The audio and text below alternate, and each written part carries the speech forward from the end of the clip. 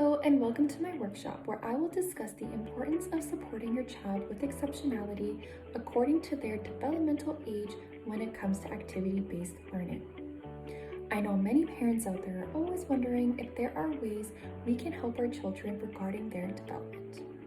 I'm here to teach and guide you to ensure that you know the appropriate skills and understandings relating to your child with exceptionalities. Today, I will be talking with a number of parents and answering some of their questions that you may find helpful with your children.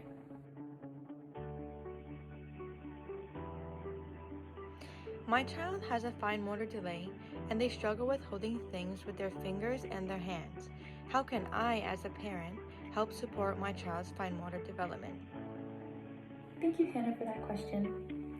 Some children suffer from fine motor delay, and if this is your child, then I would first suggest starting off with finger painting. Now, before I get into this question, I want to just first talk more about the importance of finger painting. So according to researchers, improving your child's fine motor skills can be done as they are playing and participating in different activities. By using this method, it can help develop their physical motor skills by doing more hands-on activities that involve finger painting as well as drawing. So essentially, by starting off with finger painting, this can improve their fine motor skills and allow them to eventually use a paintbrush. So now this is where we're going to get into the question.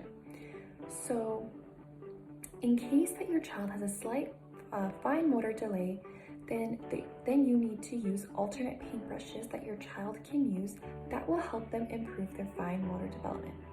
For example, there are paintbrushes that have a thicker handle or even a bigger ball at the tip of the handle.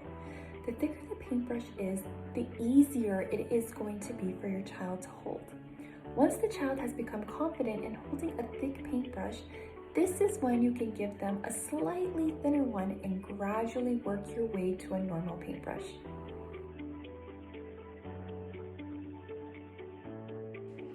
My child has difficulties with identifying each of the different colors. How can I help encourage my child to remember the colors and say the colors as well? Thank you, Jessica, for this really important question. First, I want you to not overload your child with different colors all at once. It is important to not overload their brain as they can become more confused and frustrated. So researchers found that only meaningful interactions where adults like yourself can create an interpersonal supportive environment that can include active listening, it can include mutual respect and participation, which can help contribute to your child's social, emotional, cognitive, and motor development. So when hearing all this information, it is really important as it is essential to yours and your child's success. As you begin, I want you to place one color in front of them. It can be any color. Then while you're doing this, I want you to tell the child the name of the color.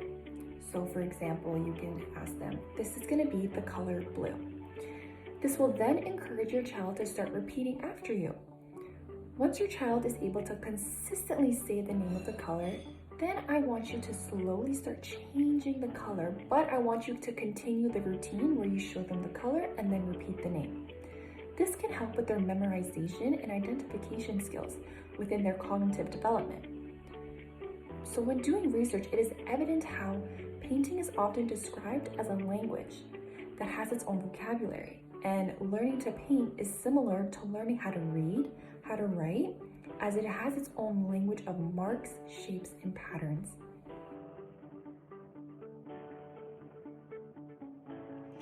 My child struggles with sensory, especially when it comes to wet things. I'm not sure how to encourage them to have fun when getting messy with the paint. Thank you, Amber, for this really important question. Many children come across challenges when it comes to sensory activities, especially when they are using their hands. So when it comes to painting and your child struggles with touching objects, specifically wet objects, this is where you as a parent is very crucial in this scenario.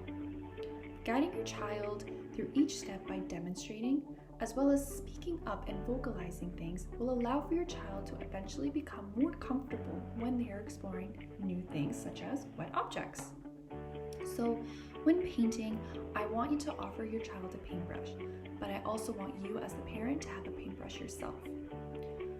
Allow for your child to explore the paint with the paintbrush so that they can become more familiar with it.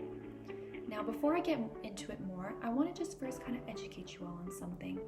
And an article that I had researched states how when a child is exploring paint, they may come to know new things about the paint, which can then increase their awareness of the paint, which then guides them to become more confident when using it.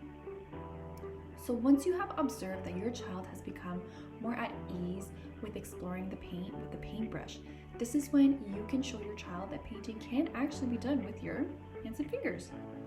So as the parent, I want you to physically place your finger into the paint. It could be any finger you would like. And I want you to slowly start to just finger paint.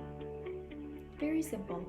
And while you're doing this, I want you to verbally describe what you are doing, just to show your child that what you are doing is okay. Over time, your child should start to feel comfortable with touching the paint. But during this process, your child may experience sensory overload, but do not be alarmed. This can be prevented by using one color at a time that is available to your child, and then I want you to then slowly start gradually moving to the next step. So what I mean by this is when you are using one paint at a time, once you start to see your child is more confident with what they're doing, slowly just start adding more paint, one by one, very, very gradually. And that's all. Overall, when it comes to children and their development, it is important to know that everyone learns differently and performs at their own pace.